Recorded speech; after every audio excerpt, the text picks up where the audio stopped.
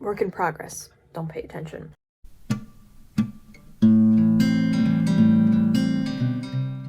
Hey everyone, so today I'm going to be working on a knitting project that I have kind of started, I guess.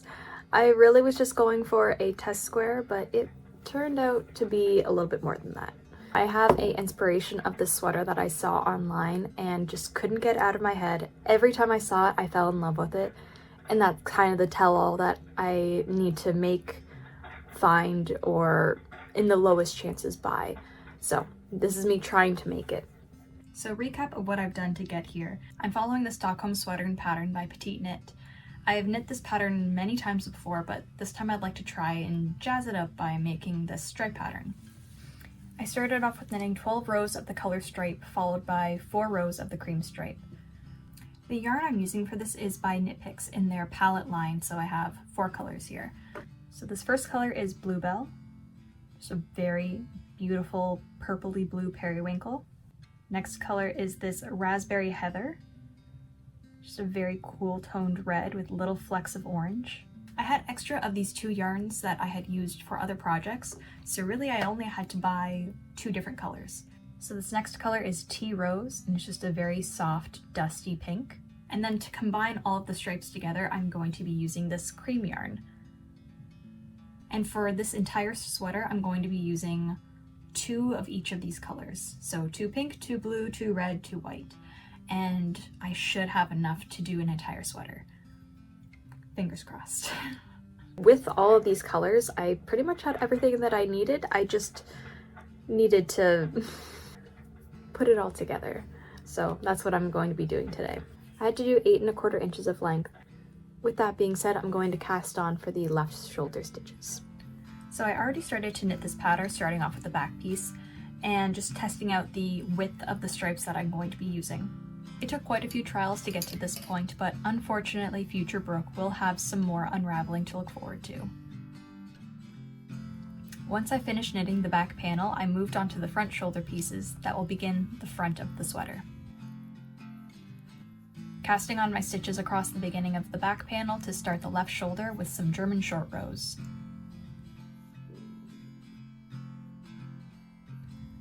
I feel like there's nothing more motivating than watching someone else work, and when I watch other videos like this, I find myself more keen to pick up those projects to work on. If you're following along with me or just enjoying watching someone else work on creative projects, like I do, be sure to like and subscribe.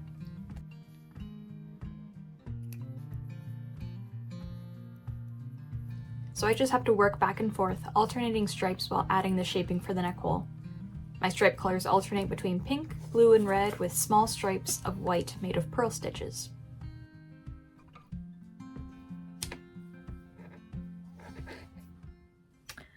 Made mistake. I did red. It's supposed to be blue.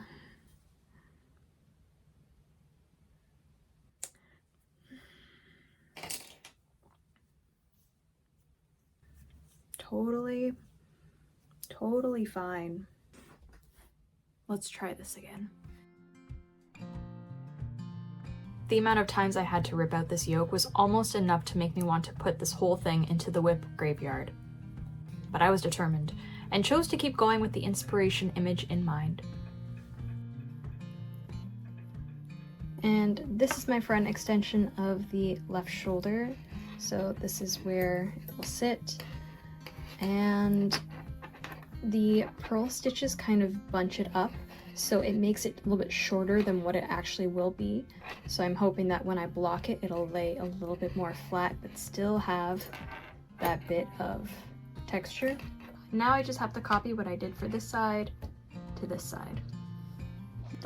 So now I'm going to connect these 2 sides with some cast on stitches, and then I'll be working back and forth until the front measures the same as the back.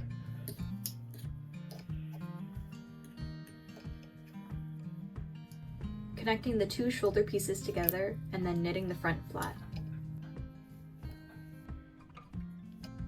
But I let myself get very far into knitting this front piece with a good movie and a kitty on my lap. Very distracting. But all the while, my indecisive gears were turning and brewing up a devilish thought. I have now fully redone what I've done for the back and the 2 front shoulders. This is now my 3rd time. Originally, I was going to do 14 rows for the solid color stripes and then 4 rows of a pearl stitch for the white stripes. And then I realized that no, actually, after re-knitting everything, I actually want 10 rows of the colored stripe and 3 rows of the white stripe. And now I'm even thinking I might want 9 rows for the colored stripes. I'm going crazy. I want to get this figured out before I have to finish it all and then take it all apart because I hate it. So we're doing all the messy part right now so that I can go on and just knit and knit and knit in the color ratios that I want. I want 9 rows of the color and 3 rows of the white. And with that, let's keep going.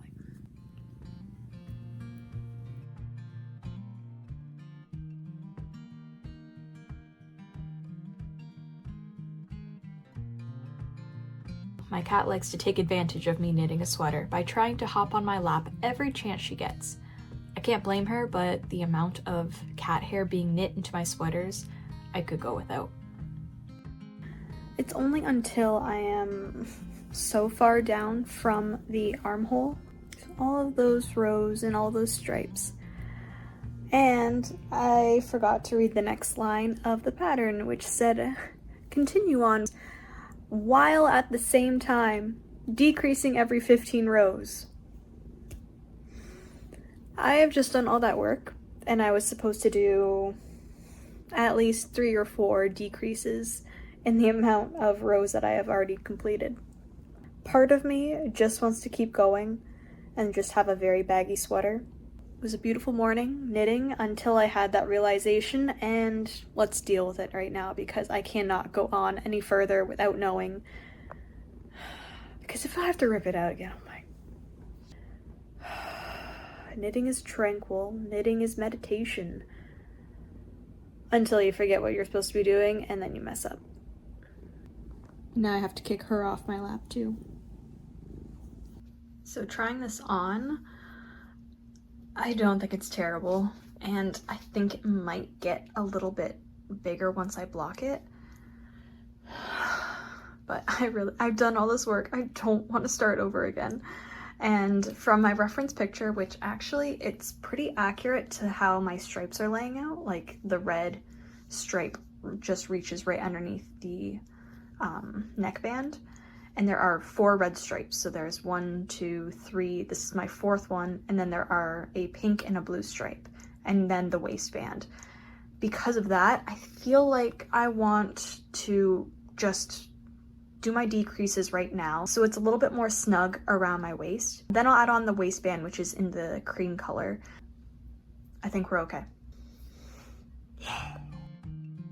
All this week I have not been feeling good, and I was trying to edit my last video, so I really didn't have much time to knit this part, so it felt like it took forever. But we got there in the end, even if it did mean that I was losing my mind.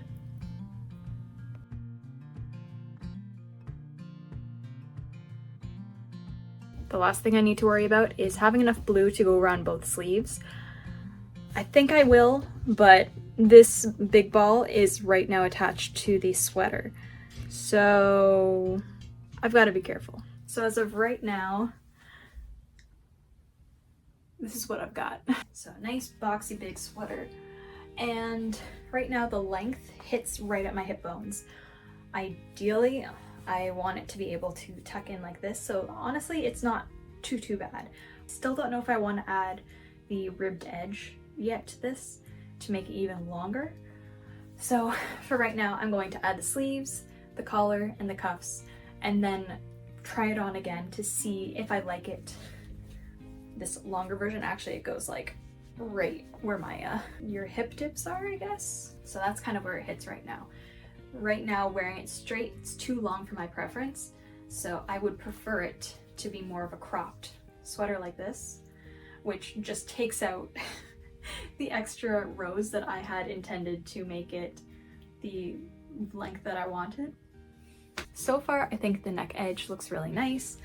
I'm really excited to see how this turns out. I was a little skeptical at first. I didn't know how all of these colors would look together. I mean, it took me so many times of ripping out all of these stitches at the top here and trying it over again.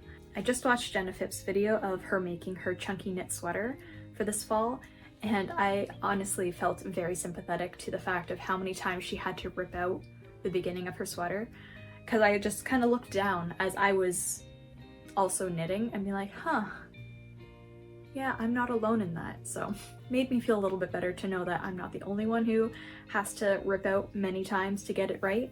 But when you make alterations to a pattern, that's the risk you take. So I can't wait to see how it's gonna look after it's blocked, because everything just looks so much nicer and smooth and professional once it is blocked.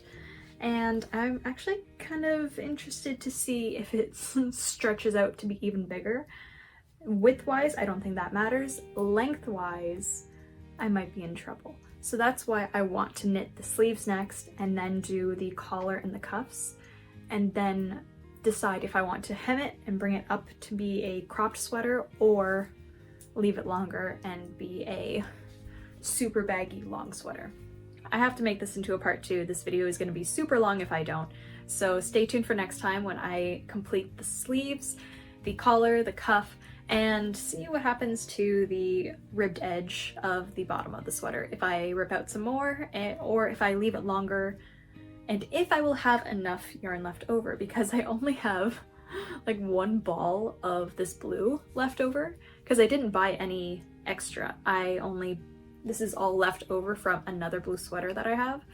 So fingers crossed that I can do it. I hope you like watching this video. I hope you stay tuned for part 2. And until next time, thank you so much for watching. Hope you have a wonderful day. Bye.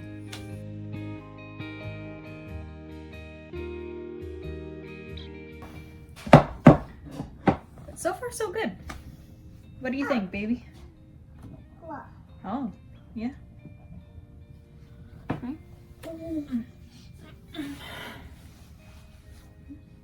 Look good?